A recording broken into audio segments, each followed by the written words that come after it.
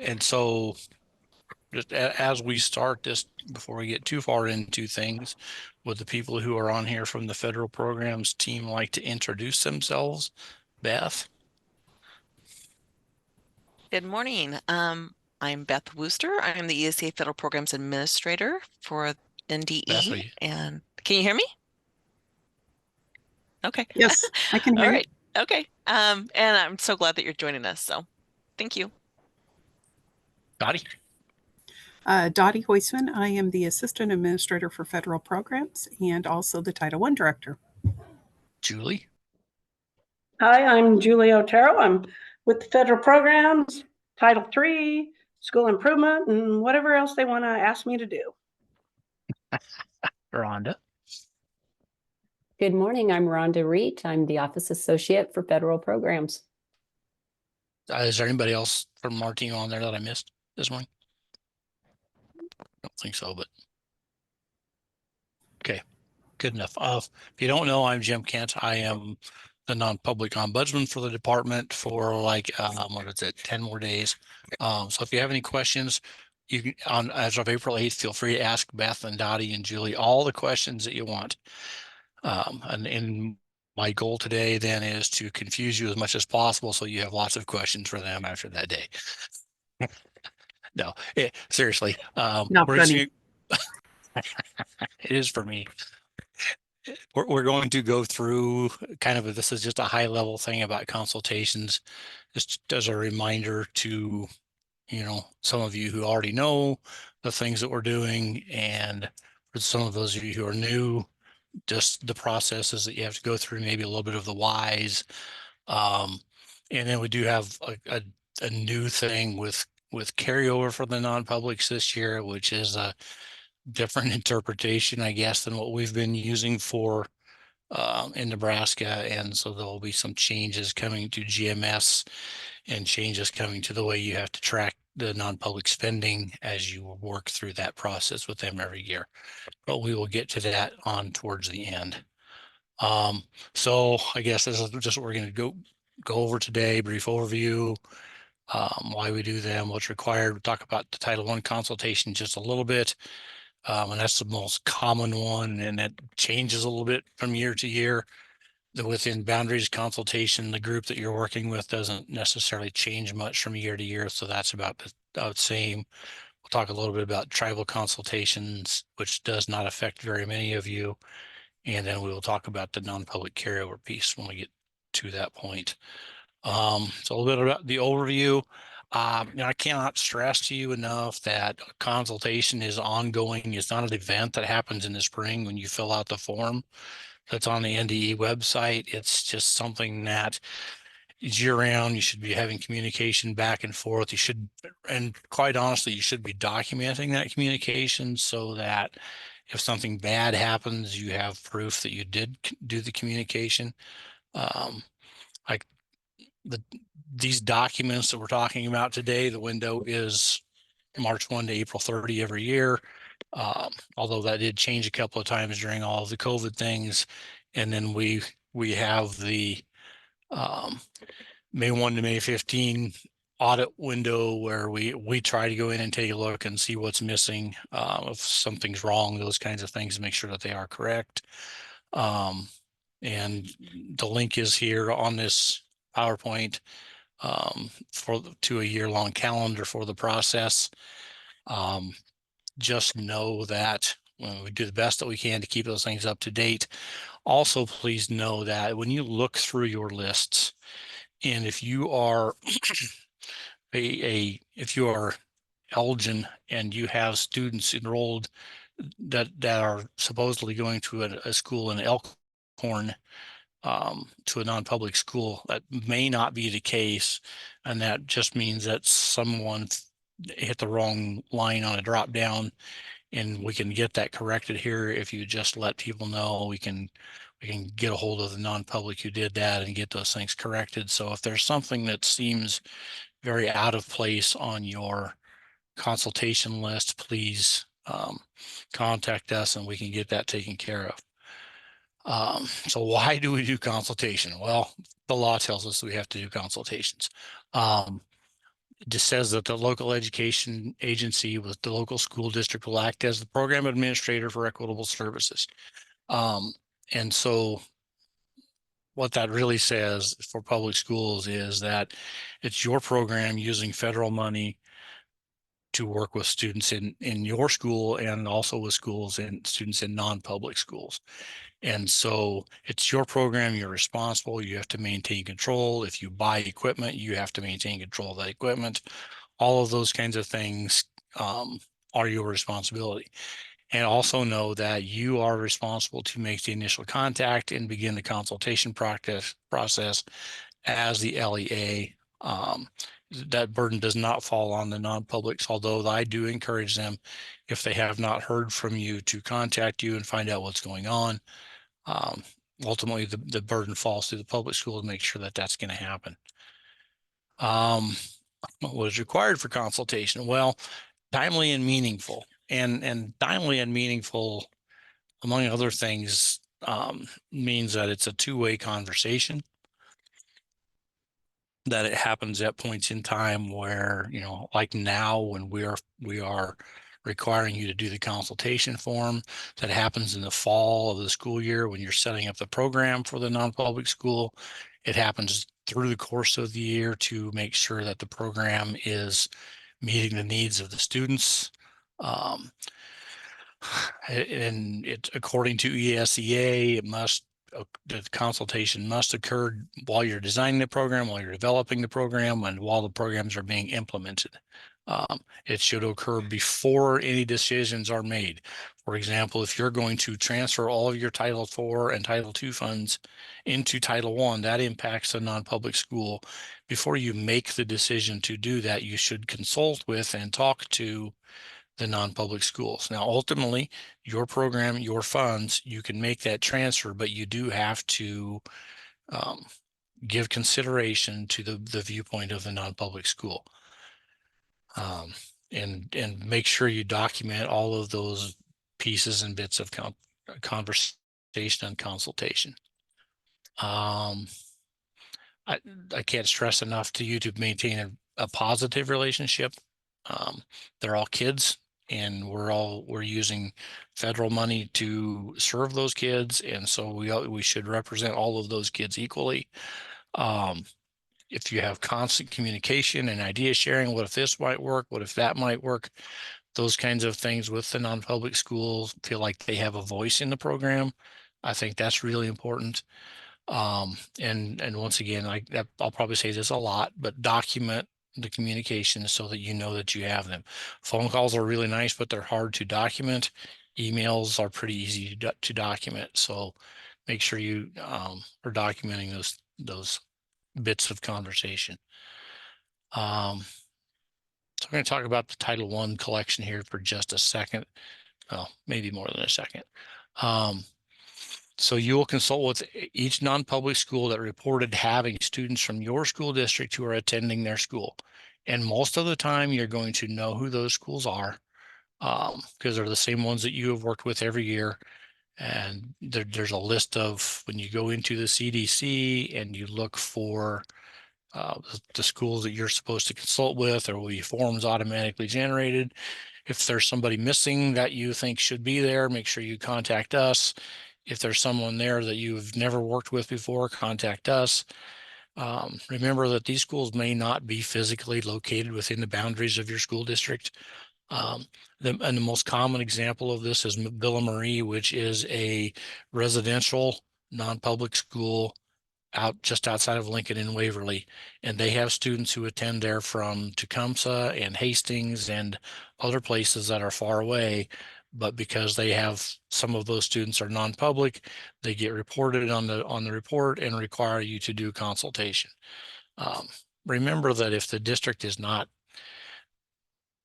easy for you, or if the non-public is not easy for you to provide services, it's pretty common in the state of Nebraska to contract with the local public school district to provide those. For example, if Elgin offered Title I and there were students from Neely going to Pope John in Elgin, Neely would just contract with Elgin Public to provide those services. Also remember, homeschool is not a recognized part of this process. I get that question every once in a while. You do not have with I think with special ed and some other things, you have to worry about homeschool students. In the case of the ESSA programs, you do not. Though your list changes from year to year on Title I, depending on where your kids are going to school at. And so just make sure you check that list every year. Reach out to us if you have any issues. So the overview of the form, just quickly. I asked Beth if she wanted this to be 10 minutes or 15, and she said 30. So I'm trying to stretch it out a little bit. So to find the I portal. said 15 to 20. Oh, okay. All right. To find the document, go to the portal. You'll open the data collections tab, go into the consolidated collection, and find the the Title I non-public consultation form. Or if you're doing the within boundaries, you would select that form in the same place. This is all of the navigation stuff. When you should see the list of schools that you would need to consult with, and really hopefully you're somewhat into this process at this point in time.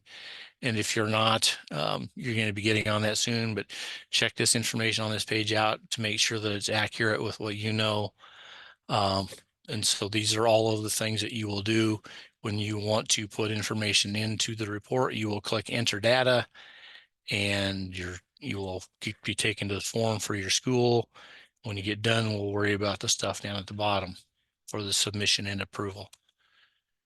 So you go into the CDC, you select download the form for this high school. There's a form there that you will get to fill out. Hopefully, I know a lot of districts who physically print this document before they go to visit with the non-public so they can get the live signature while they're there. You are required to get that live signature on the document and keep it on file. Although on what you submit to us, the signature will not be there. You will just put their name in that spot. But when we monitor public school districts, we may ask to see that original document with the signature on it. So entering the data into this section, this is snips from what the actual document looks like.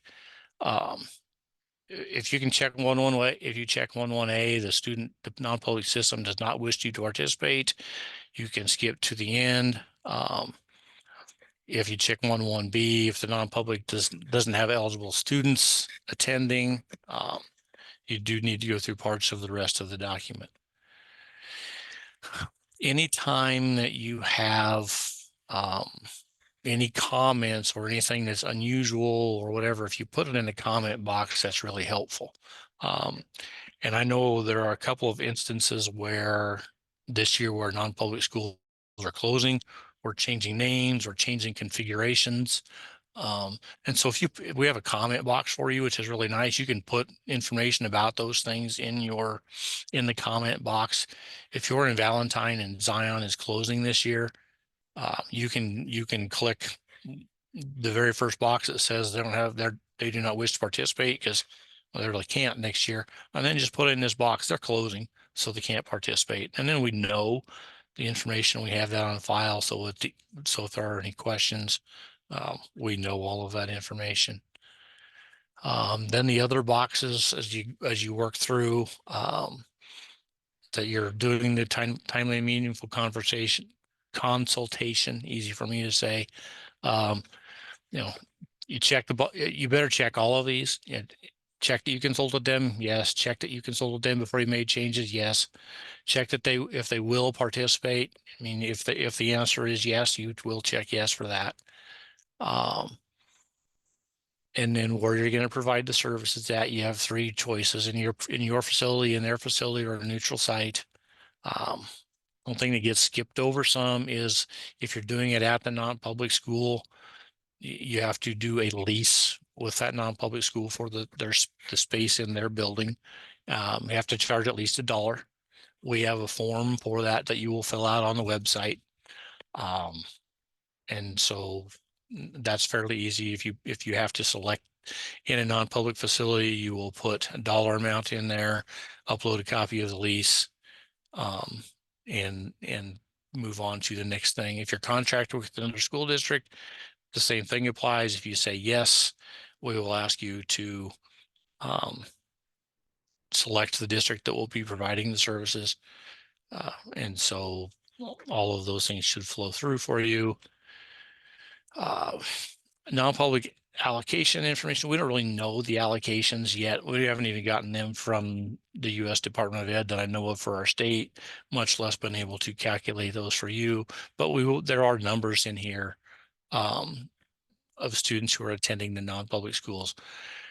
And for, if you're a big school, I think Lincoln, Omaha, there's a date in January where they collect all the enrollment for all of the non-public schools and their public schools in their district. And so that's where these numbers come from. But this populating these numbers, I think these maybe just automatically fill. But keep in mind that these numbers are the number of low income students. It's not the quota for how many kids you can serve. And it's not the list of how many kids that you can serve. So as you're thinking through this process, the low income count determines how much money you have to spend on students in Title I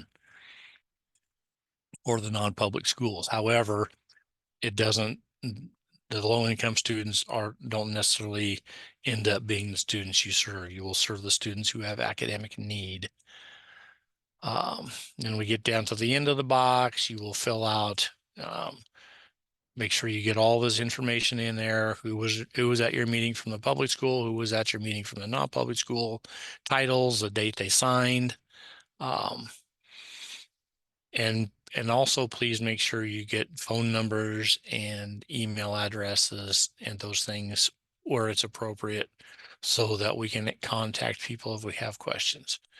When you get done this page, we'll save it and be ready to go on to either submission or move to the within boundaries one. So when we finish up the Title I, you should have a green light before you can submit. And once you have green with all of them, you will verify that you have signatures on file, and then you'll be able to submit and approve. Please remember, whoever hits the submit button in your district, that doesn't end the process. You need to check with whoever the approver is and make sure that they go ahead and hit the approve button. In some districts, that's the same person. In some districts, that's not the same person. So if you're a district that has different people who do that, if you're the person who hits submit, who fills out the form and does that, go find the approver and make sure that they know that they need to submit that and that it's time sensitive. Probably half of the late submissions or more in the spring are because someone hit submit, but then the person who was supposed to approve didn't complete their task. And so once you've approved it, you can't make changes, and the help desk will reopen it if you need to make a change for some reason. If you clicked no when you should have clicked yes, or vice versa. I'm sure Beth will be happy to give you permission to do those things if you have to do that. So once again, this PowerPoint will be available on the website. There are links for information about all of this stuff. And one of the things I think that you will see is the checklist that may be helpful to you. You will see is the checklist for things to go through and make sure you talk about as you are going through the consultation process. Some of these things aren't appropriate to all schools. Some of them are, but this is sometimes we ask or need an agenda for your consultation meeting. This is a great agenda. These are the things that we talked about. Check them off as you talk about them.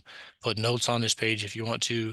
Keep it for your record so that you know that we talked about all of these things. These are the things that are required under the law.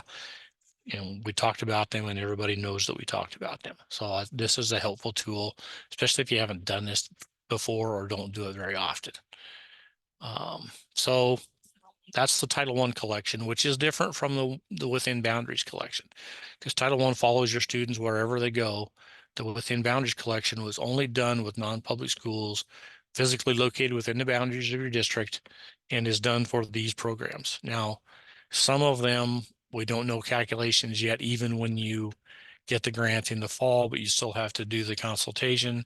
If you're a school that consorts your Title III funds to your ESU, you will have to still say yes that you consulted, but the ESU will bear the burden of providing those services. So we get started with the within boundaries, like we talked about, non-public physically within your boundaries, not home schools, just accredited schools, Rule 10, Rule 14, in some instances, maybe Rule 18 schools. The schools will already be listed for you in the collection. This is a list of students or of schools that should really be consistent and not change much from year to year. I mean, sometimes one opens, sometimes one closes, but as a general rule, you're not going to get some out of left field situation. The kids at Villa Marie and Waverly are not within boundaries for Hastings, and so Hastings doesn't have to worry about that.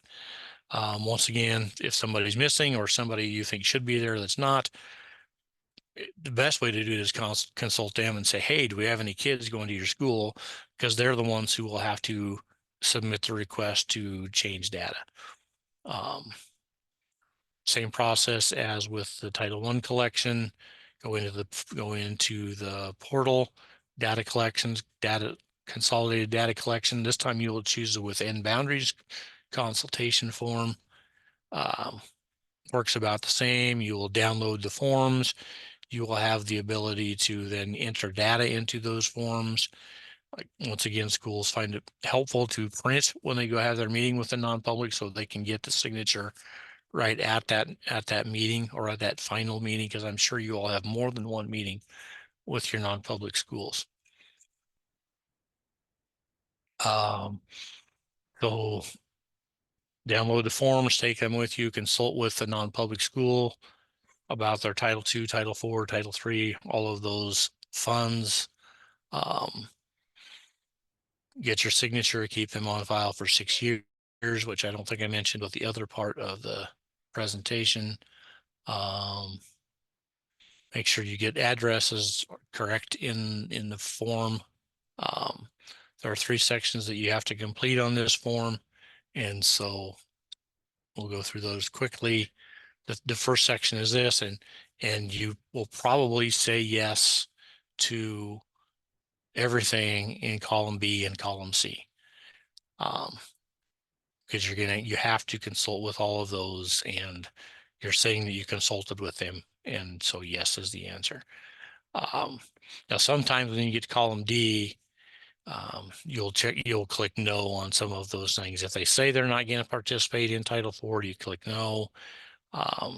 If you put a comment over there that says, hey, they chose not to participate, that's helpful to us.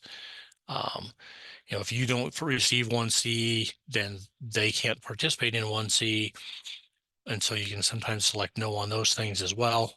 And for the 3A or 4, you may have to provide numbers into that chart.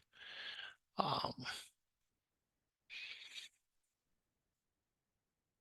skip over a little farther, and when we enter the data for the rest of it, for the 21st Century Grant, I mean, it's a competitive grant proposal, ongoing multi-year. If you get, and it just depends on how your 21st Century Grant was written, whether you say yes or no. If you're going to do 21st Century, you need to consult with the non-public school in your area, and they may choose not to participate.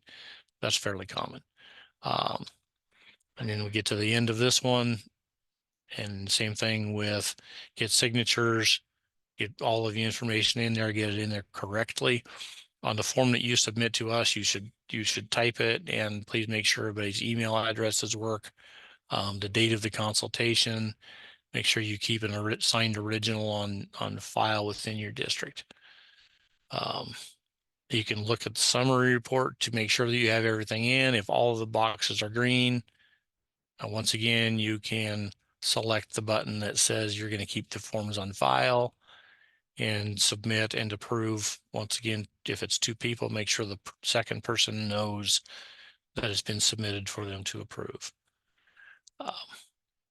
These are bits of information that are on the website for the Within Boundaries collection. This is a link to find those.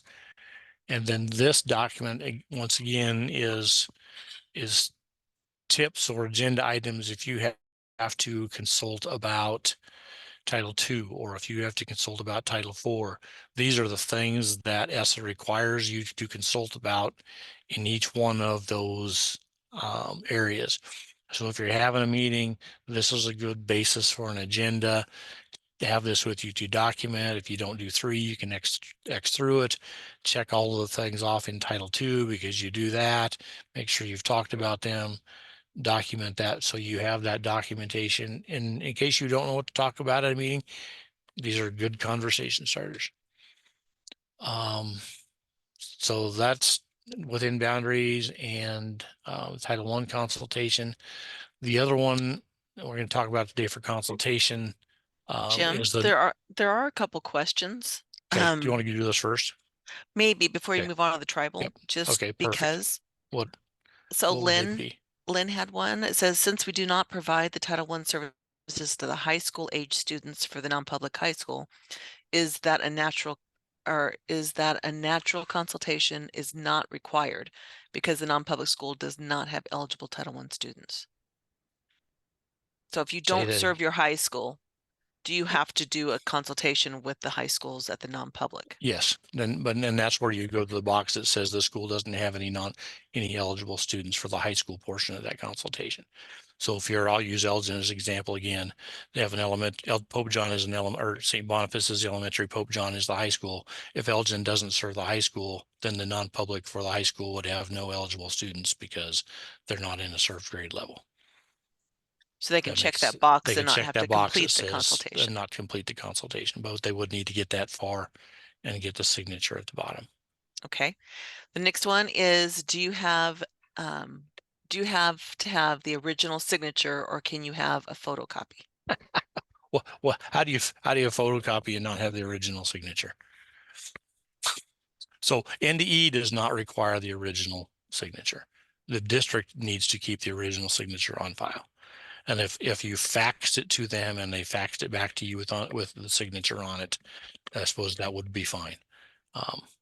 Just don't type it on there, or don't use the handwriting font in Word to put their signature on there. And don't have your secretary sign it either. Rick. Okay, were there any others? That's it, I Okay. believe. Okay. Thank you. So, yep, no worries. On to the tribal consultation. This only affects you if you have enrollment of American Indian, Alaska Native population over 40%, or if you have a Title VI impact aid of over $50,000. Doesn't affect very many schools in Nebraska. Gordon, Rushville, Lincoln, Omaha, Norfolk. There are more, but I can't remember. All of the Indian reservation schools are impacted by this. And so what happens with this consultation is that we will contact you in the fall, and as part of your ESSA process in the fall of filling out that, we will ask you to make this consultation or contact with your tribal organizations, and then we have a document that we will ask you to attach to your form when you submit. And some of you already have that form. Most of you have been doing this, have that form, but because there are so few schools, we will contact you rather than having it be something that everybody fills out. We'll let you know who it is. So, and Dottie and I have already talked about that. So she's got the process of how that goes through to make those identifications. There were 9 schools this year. Okay. Yeah. So it's out of 244, it affects 9 of you. So, okay. And so if I can get my screen to advance one more, there we go. The last one is a carryover, and As always, there are basically two things that happen with carryover. But this is going to be changed a little bit now so that if you have unspent funds, and unless the non-public releases those basically to the public, when they're carried over into the next year, they are going to go back into the formula to be redistributed between the public and the non-public schools. And so, if you're a district that is 97% public and 3% non-public, of those carryover funds, you're going to get 97% of them. You're just not going to get the 100% that you used to.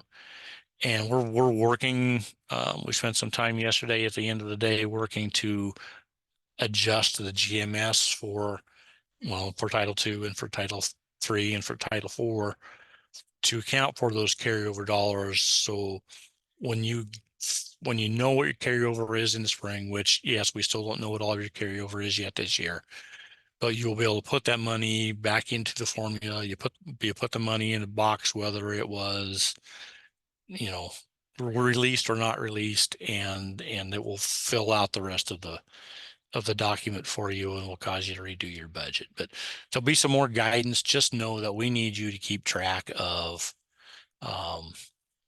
how much carryover there is, and whether it's a situation where you failed for some reason to meet your responsibilities, whether the non-public said we didn't spend all of the money, but we've got all the services we need, or whether they were just released it to you. I mean, those are basically the three scenarios.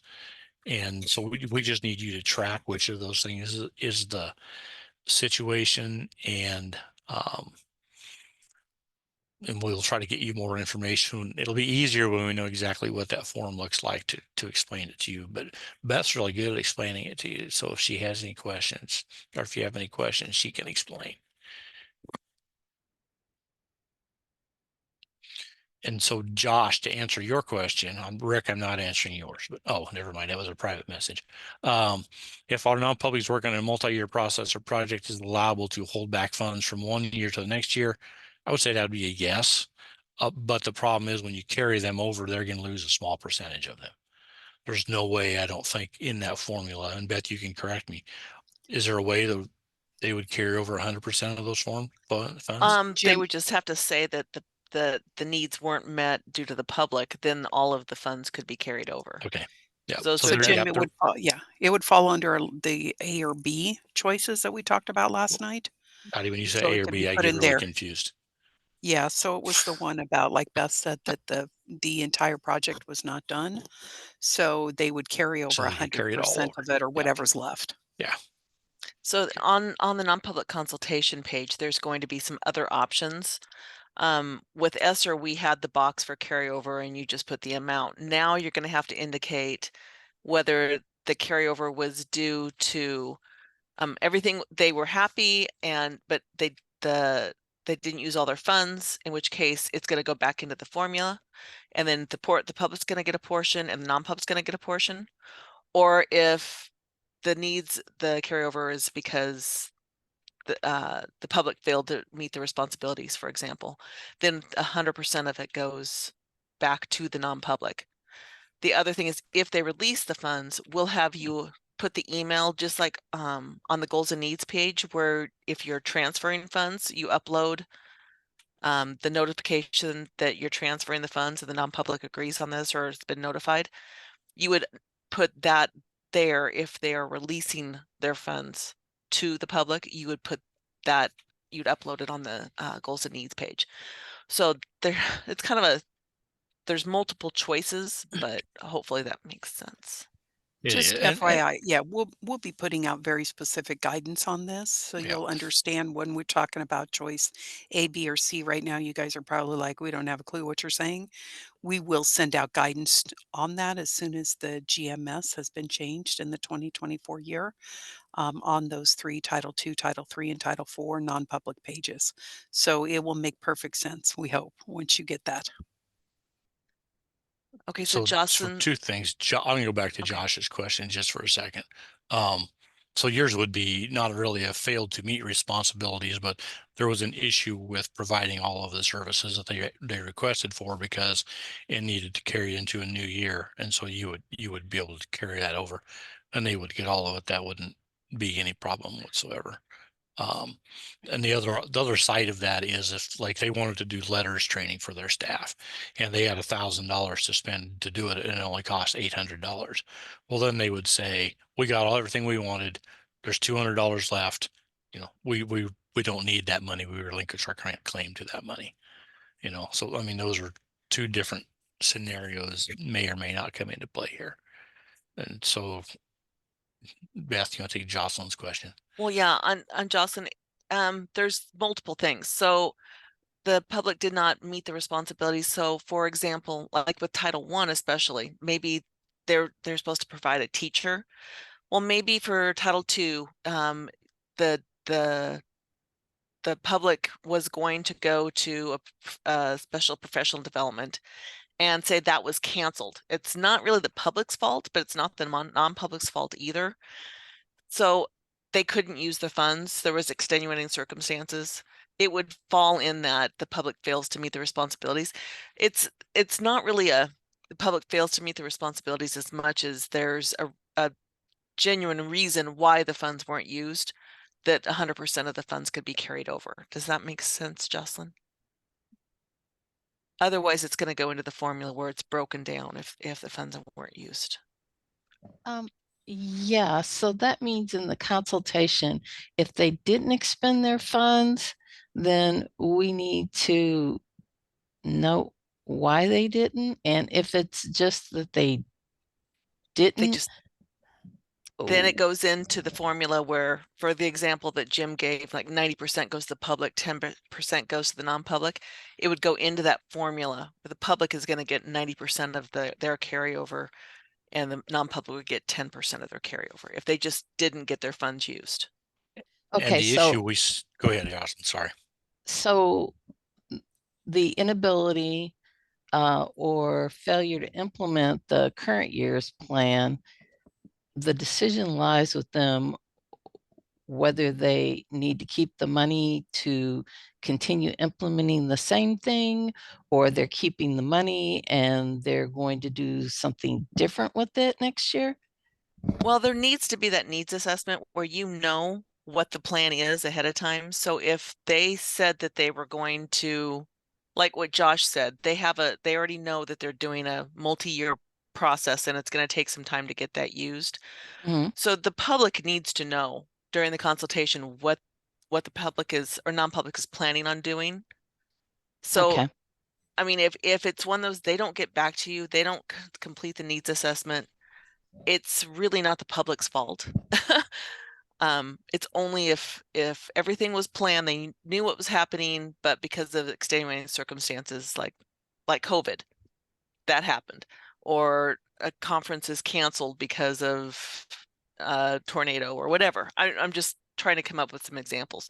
If there's extenuating circumstances that you would then say, yes, you know, we will carry over 100% of your funds because of this. So there is a lot of extra consultation needed to know where things stand. Unfortunately, I'm sorry. No, that's good to know.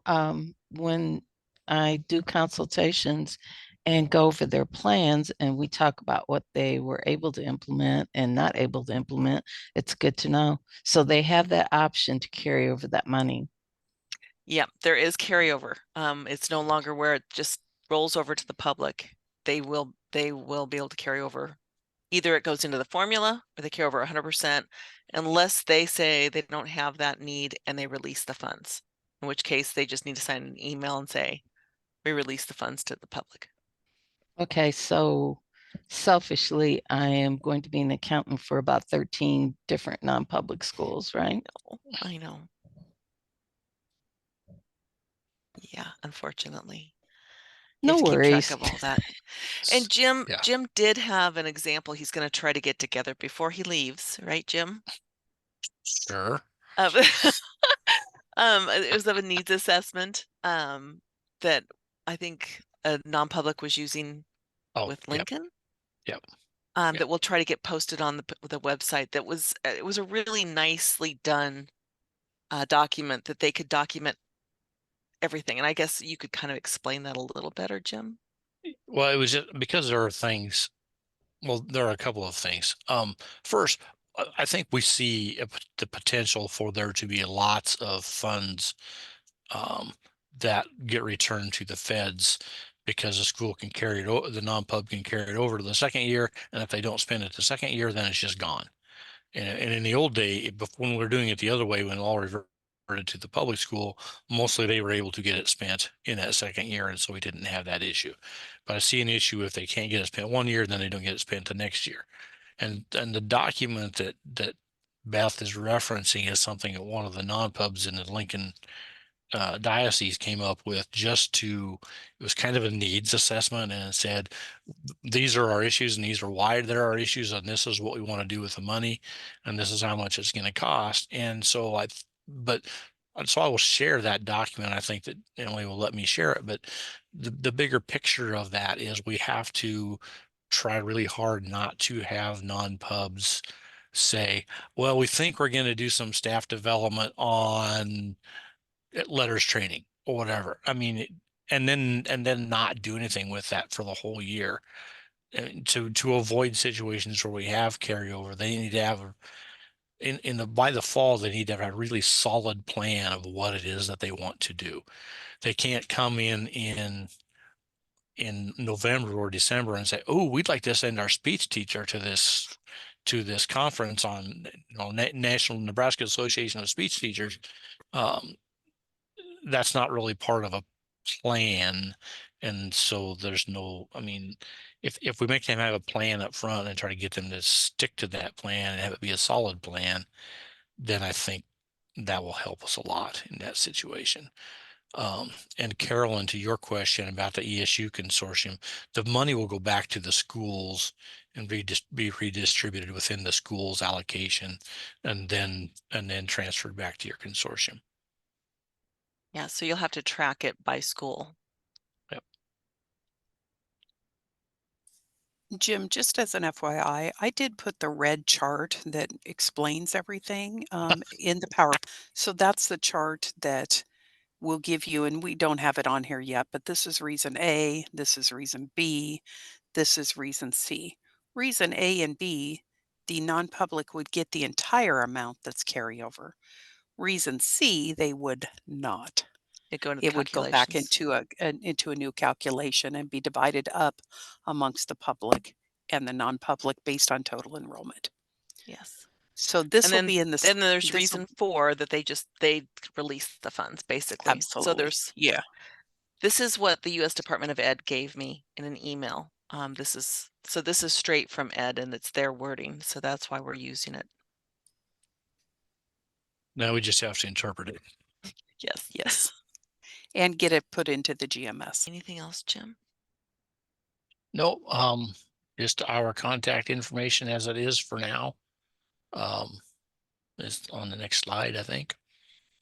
Remember, it's always first out last at nebraska.gov, and we're always happy to answer. And we know how to find Jim, so. Yeah, I'm not moving across the country. I'm moving like I can see the spot from here 30 feet down the hall. So He's moving closer to me. that's true. I am closer to you. I'm farther from Dottie and farther from the window, which is really a sad thing. Yes. So I'll be able to get a hold of him if we have things that we need to bounce. Oh. Any other questions?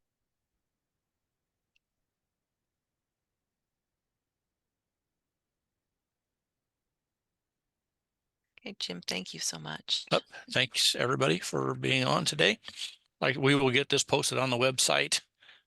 Takes a couple of days for all the closed captioning stuff to happen and all of those things, but then Rhonda will get on the website. So assuming she got hit properly today. And we do have a question about carryover.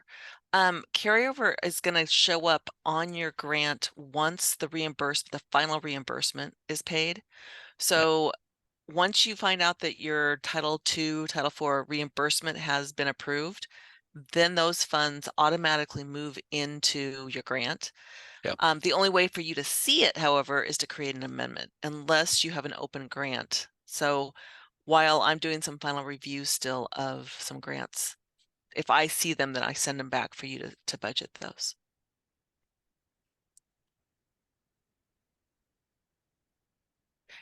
Yes, we can stay on for the LPS questions. All right, everybody have a good day.